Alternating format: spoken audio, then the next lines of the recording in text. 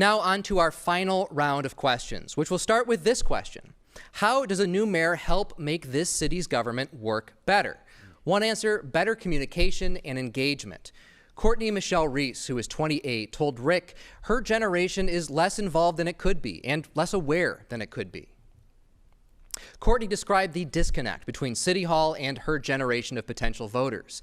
She said many of her peers feel current leaders and candidates for office are ignoring them and not taking advantage of new methods of reaching out to younger voters. We are in the dark. We have no idea. And if we keep going at this pace that we're going, then nothing's going to change, because whatever we're doing right now, it's not working. Because like I said, if I didn't have my mom, I wouldn't know what's going on. I'm sure that my friends don't know what's going on. My college ex-roommates don't know what's going on. And the question is, why don't these people know? Why is it so much the older generation? Like, how can we get the younger generation involved? Because eventually we're going to become that older generation. And if we're not already learning the things that we need to know, then it's just going to domino effect from there. Thank you very much. Our first question will go to Lawrence Daniel Caswell. Thanks, Nick. It is 2021, and right now I can pull out my phone and tell you how many Uber drivers there are within a half-mile radius of here. I can find how-to instructions on writing debate questions, and I can translate this sentence into pretty much any language I want to. And yet, on the city's website, I cannot easily search for, say, all the rental properties registered within the city, or even find a full list of the city's boards and commissions and when they meet, or what they'll discuss. What are your plans for updating not just the city's website, but public-facing city communication systems in general to meet the 21st century standards that are commonplace in other sectors? This question will go first to Mr. Kelley. Thank you. Making sure that 601 Lakeside is seen as a partner, as an entity that's going to help you get to where you need to be. That's got to be our goal. Whether you're going there for a birth certificate, whether you're going there for a permit, whether you're going there, whatever brings you to City Hall, or if you're generally interested in government. That's why I believe the first step is to make sure that we have an open data model. On Cleveland City Council, we began hiring a social media consultant to start making sure that we're communicating not just on our website, but on Facebook, on Instagram, on Twitter, to make sure we're doing everything we can to reach people, because we want people to feel a part of their government. It works better the more people that are involved. It works better when we are reaching out to people, that we are being transparent and we're including people to the extent that we can. And again, it's just it's always a challenge to find out how do we reach out to people, but we've got to always be improving. We've got to get there so that every citizen of Cleveland feels a part of this great city. Thank you. Mr. Bibb. Well, this is personal for me. I'm a 34-year-old millennial running to be the next mayor of Cleveland. And our campaign, I think, embodies the future of this city and the future of this country. Young people stepping up. In our campaign, we engaged nearly 100 students so far to knock on doors, talking about the future of the city. And that's how I'm going to govern. I want to have a youth council in my administration to give us feedback on how we can be better from a technology-facing perspective. When it comes to basic city service and operations, we should be able to track your call with the mayor's action line like you track a FedEx package or an Amazon package. You should be able to start a business in Cleveland on your smartphone like you can do in the city of Miami. When I was on the board of RTA, I led our technology and innovation committee where we live stream our board meetings. I led an effort to bring our first ever chief innovation officer. It's those kind of basic upgrades we need to make Cleveland relevant, not just in 2021, but in 2050. Thank you very much, Mr. Bibb. Mr. Kelley, did you have a response you wanted to offer there? No. Okay, thank you very much. On to our next question, voter turnout. Turnout in the primary was about 16% in the city of Cleveland. If 25% of registered voters showed up this fall in the general election, it would be more than the turnout 4 years ago. What specifically have your campaigns done, and what ought you do in the future to make sure that we address this lack of voter engagement in our local elections? Mr. Bibb? Well, I talked about the example with students for Bibb. The other thing I would say is our campaign did something very different. We were one of the first campaigns to announce on January 12th, and at the height of this pandemic, we did the hard work of meeting voters where they are, hosting meet and greets on Zoom, taking questions unfiltered from residents all across the city. I've been knocking on doors and doing meet and greets in backyards and front porches, and I believe that that work has to continue once I'm elected mayor, because that's how you do a better job of connecting residents to the daily workings of what's happening in city government day in and day out. I would also say this: the time that you have to come down to City Hall to pay for parking or take 2 buses to see your mayor, that's outdated. We should be bringing government to the people, like using our libraries as a front door to City Hall, where residents can see and feel their city on a daily basis. Thank you, Mr. Bibb. Mr. Kelley, this question is next for you. Thank you.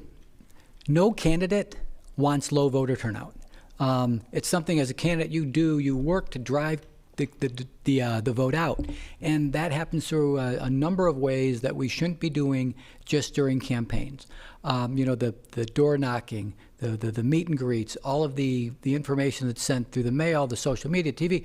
We need to make sure that people have a sense that their vote matters, that they are included in this government. And we all have to also acknowledge that when people are in poverty, when people are struggling to work 2-3 jobs, put food on your table, make sure that your kids are clothed and ready for school the next day, sometimes voting's not as important to them because they've got more stressors than other people in our community. So we really need to find a way to continue to make voting as easy as possible. That's why I have pushed against the Secretary of State's Dropbox program. We have the most restrictive law in the state of Ohio that sadly the Supreme Court found to be permissible. But we have to just really look at those barriers of people voting, and we have to break them down. We have to start at the state level. Thank you very much. Because the state does not want to encourage our residents to vote. Thank you very much, Mr. Kelley. For our next question on this topic, we'll turn back to Lawrence Daniel Caswell. Thanks, Nick. Since Cleveland documenters began covering City Council last November, documenters have noted several instances of council members expressing frustration with the current administration's delays in providing information or answering questions. Some council members have even suggested the administration sends legislation late, leaving council less time to consider it. What will you do to improve communication between council and the administration while still maintaining the checks and balances necessary for our system of government? Mr. Kelley, we'll start with you. Thank you. It's just part of a councilman's job to be frustrated with the administration from time to time. There's a natural tension between the executive and the legislative branch, and I spend a lot of my time trying to clear those roadblocks and get things done. In terms of legislation, though, we have a schedule. If it's not in by a certain time, it doesn't get heard. It's not as if things are getting jammed on the calendar Monday at 6 o'clock. But it is important that the mayor has a strong working relationship with the council. I believe when I'm mayor, having been a councilman, having been a council president, I will understand those differences. I will understand those needs and where that tension comes from, because I understand how important it is for a council person, if they have a project that they're waiting on, that it gets executed, that they are being held responsible when the permit doesn't get issued. They are being held responsible when the goldenrod sheet doesn't get signed. We have to make sure that as mayor, I will have a very unique perspective of how council needs the services of the mayors. We'll have a very strong, aggressive working relationship on every issue. Mr. Kelley, thank you. Mr. Bibb. Well, I think I'm uniquely qualified to hit the reset button in terms of the current relationship between the mayor's office and city council. As a member of city council, you shouldn't have to find out for nearly 2 years on Fox 8 News that we weren't recycling. As a member of city council, you shouldn't be last to know when we're looking at major legislation when it comes to stadium financing deals in the city. And if elected mayor, I intend to treat city council as a co-equal branch of government, because they deserve that kind of transparency and respect for me and my administration.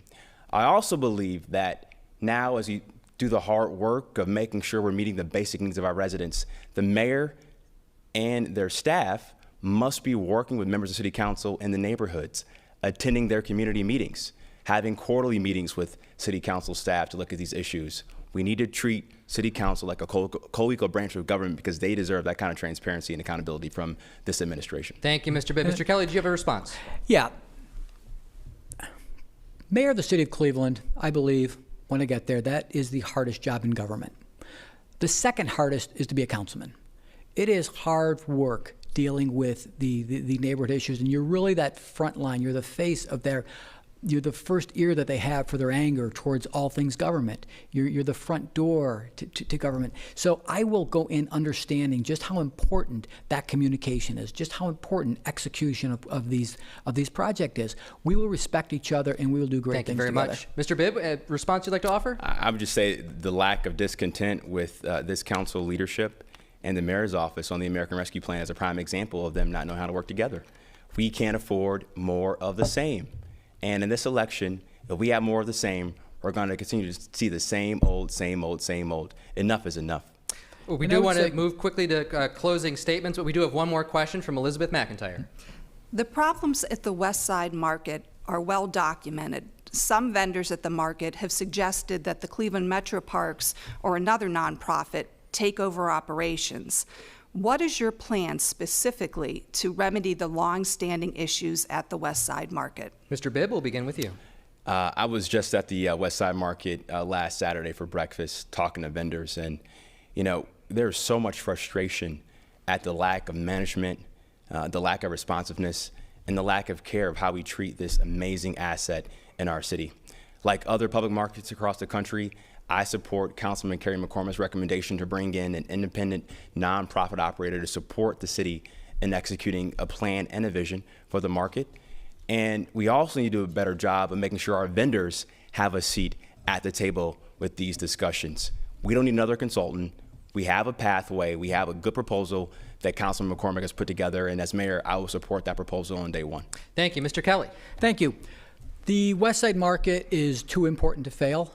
We need to make sure that we are tending to all the needs of the vendors and the building itself. But we have to stop responding to the West Side Market on a case-by-case, problem-by-problem basis.